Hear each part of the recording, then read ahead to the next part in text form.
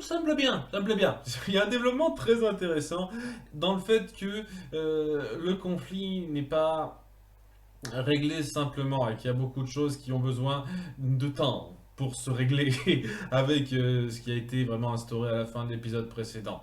Au début, je tiens déjà à m'excuser, j'ai mal compris la fin de l'épisode précédent sur un détail. Bryson n'attaque pas directement l'île, il part voir les autorités britanniques pour leur faire part de la situation et faire en sorte que toute l'île soit attaquer de façon à ce que les pirates soient virés du coin. C'est pas tout à fait la même chose. Je m'excuse. J'ai mal compris les détails. Vous m'excuserez, mais voilà, ça change rien à mon appréciation de l'épisode précédent globalement. Et il avoue que vous avez su rebondir de façon tout à fait sympathique et vraiment prenante là-dessus, hein. Il y a beaucoup de moments qui sont très intéressants et ça mérite un petit pouce levé. Allez, le premier, on commence donc sur notre navire qui fonce rattraper, je sais plus comment il s'appelle, le navire de Bryson, pour les empêcher d'amener leur message là où ils se trouvent, sachant que c'est une déduction que Flint a fait parce qu'il n'a pas eu le temps de parler à Richard ou quoi que ce soit. Donc il a juste compris, vu sa vitesse beaucoup plus rapide que d'habitude, qu'il y avait anguille sous roche. Il a fait des conclusions assez élevées par rapport à la situation quand même, hein. Mais bon, hein, j'imagine que c'est quelqu'un qui a de la bouteille, donc il peut comprendre ce genre de choses. Il a une petite discussion avec Billy Bones, où ce dernier a encore du mal à suivre complètement, mais Flint le convainc avec des bons discours pour bien lui faire comprendre ses motivations. Et ouais, le gros de cet épisode, le truc le plus intéressant, ça va donc être l'attaque du vaisseau de Bryson. Et parallèlement, on va quand même sur quelques trucs qui se passent sur l'île. Et je vais d'abord parler des trucs les moins intéressants, histoire de finir sur le meilleur, puisque on va avoir d'un côté le bordel qui est racheté par Jack.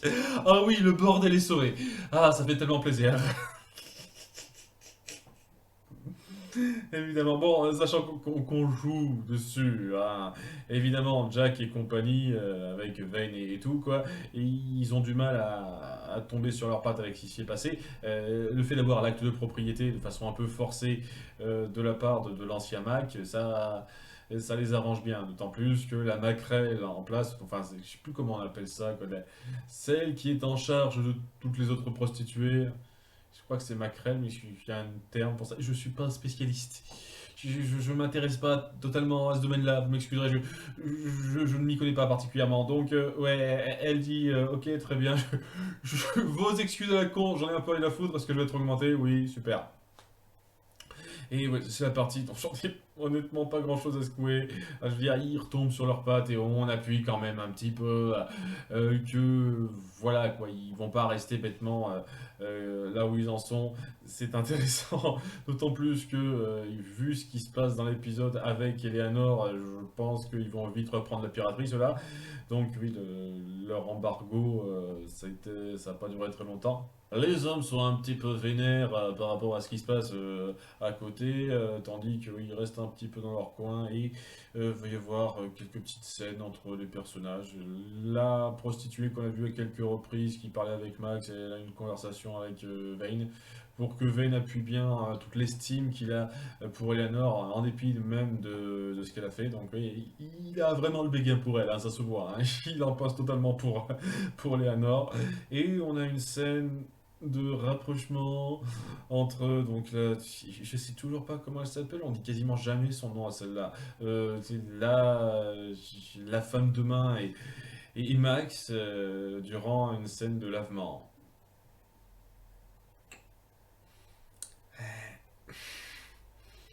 Dans ce genre de détails, hein, ça aide. C'est histoire d'appuyer les convictions de Max. J'en ai rien à foutre. J'en ai rien à foutre de Max. Et honnêtement, c'est la partie qui m'emmerde. Le reste, ça va. Le reste, ça va. J'apprécie énormément ce qui se passe. D'un côté, on a donc Richard qui décide donc de montrer un peu patte blanche à de nombreux niveaux auprès des gens en disant que ok, c'est terminé les affaires ici. On a révélé GG des déboires avec la couronne britannique. Ma famille va me sortir de là, tout ça, mais les affaires ici, c'est râpé. Vous voyez avec ma fille pour les dettes qu'on aurait pu avoir, tout ça, ce qui bien entendu ne fait pas plaisir aux gens. Et Eleanor le vit très mal parce qu'elle ne savait pas quoi. Ça lui est tombé dessus le nez très, très vite et donc elle doit un petit peu rebondir de ça. Et alors que on a laissé Silver enchaîner dans son bureau, il pouvait pas le laisser enchaîner ailleurs dans le bureau d'Eleanor, ok. Histoire de lui donner un petit rôle, histoire de. Elle a un peu ce conflit difficile à gérer, c'est-à-dire les gens qui sont contre elle et elle qui essaye un petit peu de remettre la chose à flot sans son père. Son père qui dit merde, je vais me barrer, j'en ai plus rien à foutre de vous, en gros, et elle qui se prend les retombées. Déjà, c'est un peu salaud de la part des gens de dire ah, c'est seulement elle, personne s'en prend à Richard, c'est sympa ça. J'imagine que c'est un peu la considération de l'époque, étant donné que c'est elle qui a géré l'île et que Richard était au loin pendant tout ce temps, c'est sur elle que ça retombe, c'est logique. Et d'autant plus que ça vient en surplus d'un truc dont j'aurais pu parler l'épisode précédent, mais il se passait tellement de trucs dans l'épisode précédent, sur le fait qu'il y avait vraiment également des retombées sur son acte envers Vane, c'est-à-dire le fait qu'elle décidé de totalement couper les ponts avec lui, ce genre de façon un peu extrême de gérer ceux qui vous plaisent pas, c'est très mal vu. Ça montre un problème important de partialité de sa part, et donc oui, c'est ça en plus, ça se cumule, et elle essaye de faire fi des gens qui gueulent dehors avec les dettes à récupérer, tout ça, en disant ok, je vais essayer d'organiser quelque chose sans l'appui de mon père. Mon père, on l'emmerde, hein, on n'en a rien à foutre de lui. Je vais essayer de demander aux deux capitaines pirates les moins prolifiques de servir de transport, c'est-à-dire que ils changeraient un petit peu leur métier de façon à mettre en place un système qui marcherait un petit peu, qui ferait qu'on marcherait comme avant, mais sans Richard, quoi. Richard, je sens qu'il va pas durer plus que la saison 1, vu comme c'est parti. Ça a l'air mal barré, je dis ça, hein. Donc, il y a ça qui commence à se mettre en place. Les gens concernés sont plus ou moins d'accord, mais il y a un petit problème, c'est que l'affaire Vane est remise sur le tapis par personnage dont il faut vraiment que je parle. Comment il s'appelle déjà? Il y avait Gold dedans, Horny Gold, voilà. Hornigold, c'est le gars qu'on a vu donc dans l'épisode 3, dans l'épisode 4 aussi un tout petit peu. Il a parlé à le mec qui était le premier décidé pour la flotte qui accompagnerait Flint. Et au passage, ça aurait pu s'en tenir là, il n'y aurait pas eu de complications, ça aurait pas été un mal. Mais bon, le le souci, c'est que avec son embargo sur Vayne, les gens vont jaser et ne feront pas confiance à ce genre de leader. Et il dit, ok, très bien, je vous soutiens totalement, hein, parce que c'est à peu près le chef pirate ultra responsable, mais il faut que vous leviez ça. Il faut que vous vous excusiez auprès de Vayne et que vous lui permettiez de continuer à être pirate. Et une fois que ce sera fait, ben, ça veut dire que Flint n'aura pas de second bateau pour le suivre. Sachant que ce second bateau, il en est où en fait? Et une fois de plus, Gates, il suit le mouvement, il est toujours sur l'équipage de Flint. Les autres matelots qui ne sont plus avec Vane, ils font quoi? Il n'y a plus personne, ils se baladent dans la ville, ils font ce qu'ils leur chantent. J'espère qu'on aura quelques réponses à ça, je vous cache pas. Le truc, c'est que, voilà, il y a ce choix qui s'offre à elle alors qu'elle ne veut pas. Pour elle, c'est presque une question de fierté. Non, je ne peux pas accepter que Vayne soit restitué, dans un sens, après ce qu'il a fait à Max. Et elle sent qu'elle la trahirait si elle acceptait. Et donc, pour l'instant, elle reste sur ses positions. Elle n'est pas prête à pardonner Vayne. Seulement, à cause de ça, elle risque de perdre totalement ce qu'elle entreprend. Et c'est là que Silver participe un peu, histoire de dire. Parce que bon, il y a des fois, on sent que c'est pas non plus le personnage qu'on a pensé en grand détail. Pour dire, ok, vous savez quoi, Max, j'étais un petit peu embringué dans son délire lorsqu'elle m'a pincé avec cette carte. Hein, si elle n'avait pas été là, je pense que ça aurait épargné pas mal de soucis. Et Et à cause de ça, j'ai dû suivre un petit peu les choses d'après son prisme. C'est un petit peu elle qui a géré pas mal de trucs après ça. Et ça m'a pas forcément aidé sur le long terme. Et c'est peut-être la même chose pour vous, quoi. Pensez, avant de penser aux regrets par rapport à vos relations, pensez surtout aux regrets qui ne pourront jamais s'effacer de perdre ce pourquoi vous œuvrez. Ce qui est plus important. Et c'est un peu sur ça que ça se termine, en nous faisant vraiment croire que oui, elle va accepter. Elle va accepter de pardonner Vayne et lui permettre à nouveau de renaviguer sur les flots. C'est intéressant. En toute sincérité, j'espère qu'on se sentira pas plus que ça sur Max, hein. Plus on passe du temps sur elle, moi j'en ai quelque chose à foutre, je vous jure. Ah oui, c'est triste ce qui lui arrive, hein, je vais pas dire le contraire, mais punaise. Ses choix, la façon dont elle se force un peu, je la trouve pas particulièrement intéressante, hein. J'espère vraiment qu'on se calmera sur le délire du bordel quoi, dans cette série par la suite. J'espère que c'est surtout un truc qui sera mis en avant dans la saison 1 et qu'après on se calmera. Je vous cache pas. Mais ouais, très intéressant. Très intéressant psychologiquement autour du personnage d'Eleanor, ses ambitions, tout ça. Ce qu'elle essaye de mettre en place et les complications suite aux décisions qu'elle a prises avant. On joue là-dessus. J'aime beaucoup. Et sinon, ouais, c'est vraiment ça, hein. La partie sur Vayne et Jack qui reprend le bordel, c'était très rapide. Et sinon, ouais, ça va se centrer en grande partie sur le combat contre Bryson.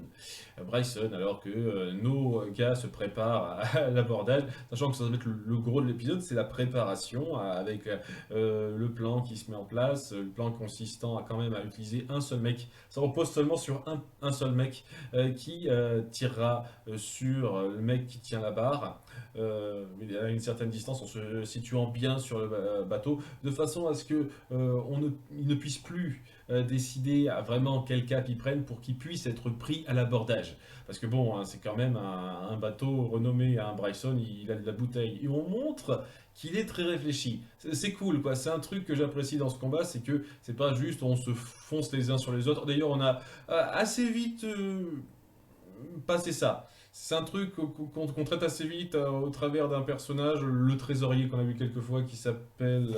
je en lis son nom rapidement, je sais plus si je l'ai noté. Dufresne, c'est ça, Dufresne. Le trésorier Dufresne qui, lui, n'a jamais combattu. Et donc, lorsqu'on dit hey, tout le monde doit se battre, il est un petit peu pris de panique. Et on joue un petit peu sur la frénésie du moment. Le mec qui a peur, qui hésite, mais qui est obligé de se battre. Et lorsqu'il y a quelqu'un qui se jette sur lui, et il aura contribué qu'à ça, tuer un seul mec, il finira par céder à sa rage et pour se défendre, aller jusqu'aux dents pour lui mordre la jugulaire, quoi. Carrément. Au moins c'est cool, hein. Vous justifiez un peu mieux votre côté pour adulte avec ce genre d'action-là. Et après, il nous la joue un petit peu Bilbon dans la bataille des sept armées, c'est-à-dire que, je parle du bouquin, hein, c'est-à-dire qu'il se fait assommer très vite, hein, après ça, et la bataille, ça sera passé sans lui. Bon, sachant que la bataille, ce n'est que le début, puisque ils ont tué une partie des troupes, mais il reste une bonne partie qui est restée dans la cale bien cachée de façon à ce que c'est pas ça va être difficile de les atteindre directement si on les attaque comme ça quoi. Et c'est assez important parce que d'un côté on se dit mais ok, c'est bien cette histoire, mais je pourrais facilement foutre le feu au navire. Donc il y a quelque chose qui cloche. Et ce qui cloche, c'est que il a prévu quelque chose. C'est-à-dire que c'est un sale filou, hein, ce Bryson. Et on voit qu'une fois de plus qu'il a de l'expérience. Et ça n'empêche pas que c'est un connard fini, hein, parce que évidemment qu'il est pour les bonnes valeurs. Je ne parle qu'aux hommes, hein, les femmes. Non. Et la bonne place des Noirs, c'est en tant qu'esclave, évidemment. Donc il a toute une galère d'esclaves, et notamment Scott, qui l'a rejoint donc, dans l'épisode précédent. C'est pour ça qu'il a accosté rapidement sur Terre. Je me disais pourquoi il a accosté sur Terre s'il voulait se barrer au début. Il dit ah oui, c'est parce qu'il y a Richard qui a fait promettre à Bryson de le prendre dans sa galère. Et, enfin, pas dans sa galère, dans son vaisseau. Il n'avait pas particulièrement précisé la galère, mais il s'est dit c'est votre place. Hein. Parce que vous avez fait sur votre place. Voilà, c'est un connard fini, hein, c'est un connard fini, mais un connard intelligent. Donc, intéressant comme conflit, hein. Ça aurait pu faire un boss de première saison très intéressant. Hein, j'ai le sentiment que ça va être un petit peu fini dans l'épisode suivant, avec ce qui se passe, mais voilà, c'est un adversaire très prenant. Et donc, son plan, ça a été donc d'envoyer un esclave pour dire son message, évidemment. Hein, il va pas le dire lui-même, c'est sûr, pour dire que ouais, j'avais prévu qu'on se battrait à cet endroit à peu près. J'ai prévu un petit peu qu'on se battrait dans ces eaux-là, et j'ai envoyé un message par pigeon voyageur, je pense, je crois, à un autre vaisseau de la flotte pour qu'il nous prête main forte. Et apparemment, il a super bien chronométré la chose, puisque juste après que l'esclave a dit ça, en tentant de se suicider pour emmener Flint avec lui, hein, bien entendu, il n'y arrive pas, il y a donc le vaisseau en question qui arrive. Et donc, ça va être difficile, parce qu'ils devront se battre contre un autre vaisseau qui les prendra à l'abordage eux-mêmes. Tandis qu'à côté de ça, il y aura Bryson et sa cave qui seront là. Sachant que, bon, ce n'est rien du tout, ce que je dis, mais voilà, c'est quand même ultra chronométré. Hein. Je suis pas sûr que ça puisse marcher avec autant d'exactitude ton truc. Hein. S'il y avait eu la moindre complication et qu'ils avaient été un tout petit peu plus en retard, il aurait pu facilement se barrer en brûlant ton bateau et laisser donc l'autre vaisseau arriver devant les restes de ton navire. S'ils avaient eu quelques minutes de retard en plus, quoi. C'est pas grave. Détail, je peux comprendre ça dans la mise en scène que ça rend bien. Et sinon, un truc très intéressant, lorsque, après avoir subi un petit peu cette histoire-là, il y a Dufresne qui voit un petit peu les documents qu'il y a sur le bord du bateau, puisqu'à nouveau ils sont dans la cale, Bryson et compagnie. Il y a Billy qui voit une lettre adressée à Miranda Barlon, et donc il la garde sur lui en disant qu'est-ce que ça veut dire, je pourrais peut-être garder ça, en faire quelque chose de cette info-là. Sachant que j'imagine que c'est un petit peu le marché qu'elle a passé avec Richard pour se sortir de là, c'est-à-dire que j'aurai un petit peu la grâce de tout le monde, de l'Empire britannique, si je suis d'accord avec cette opération. Elle joue sur les deux tableaux, c'est-à-dire que si ça marche pas, il y aura toujours son Flint pour l'épauler, mais si ça marche, elle aura une bonne porte de sortie, quoi.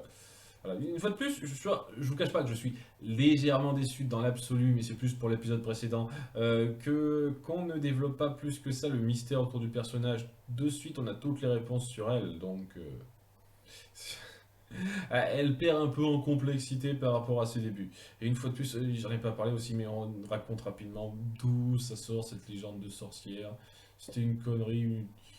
On croyait qu'elle a ensorcelé un pirate pour qu'elle fasse ses désirs, tout ça. Si tout de suite on dit, ah, c'est une sorcière. Genre une femme normale qui sort avec un pirate, c'est forcément. Ok. C'était peut-être des croyances populaires à la con de l'époque. C'est pas impossible.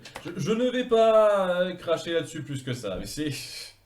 Le détail de sorcière dans l'épisode précédent, je trouve que c'est un peu superflu dans l'absolu, mais dira-t-on que ça aide à appuyer le fait que ça commence à la lasser, ce mode de vie. Ouais. Donc, très intéressant. J'apprécie l'approche tactique de ce combat parce que c'est plus de la stratégie, comment prévoir les coups de l'autre et comment s'en sortir face à cette configuration, en sachant qu'il va y avoir des pertes d'un côté comme de l'autre, et comment on fait pour pas minimiser les nôtres, mais surtout faire en sorte d'être sûr de l'emporter. Et ouais, Bryson, on voit qu'il sait réfléchir en détail, et pour un premier grand ennemi de Flint qu'on met en place, j'avoue que ça fait plaisir de voir ça. Hein, ce sont des manœuvres tactiques intéressantes et ça montre que c'est pas juste on se met à l'abordage et on se tape entre nous. C'est plus recherché que ça fait plaisir de voir ça. Et à côté, on a donc le développement d'Eleanor qui veut essayer de totalement se détacher de l'influence de son père pour gérer les choses totalement pour elle, ce qui peut être intéressant là aussi. J'ai bien aimé cette partie-là. Ces éléments-là font que c'est un épisode de qualité vraiment, vraiment notable, qui se démarque un peu plus des autres épisodes pour moi, et je pense que ça mérite, comme je dis, un léger pouce levé. Ça peut être mieux, je pense, mais continue sur cette voie-là, et je pense qu'on peut avoir un final qui me plaira bien. Parce que pour l'instant, il est très bien parti ce conflit, et et je sais pas combien de temps vous allez faire durer cette guerre dans les mers avec Bryson et compagnie, mais pour l'instant, vous savez bien m'agripper là-dessus. On verra ce qu'il en est. À bientôt pour l'épisode 6. Bye!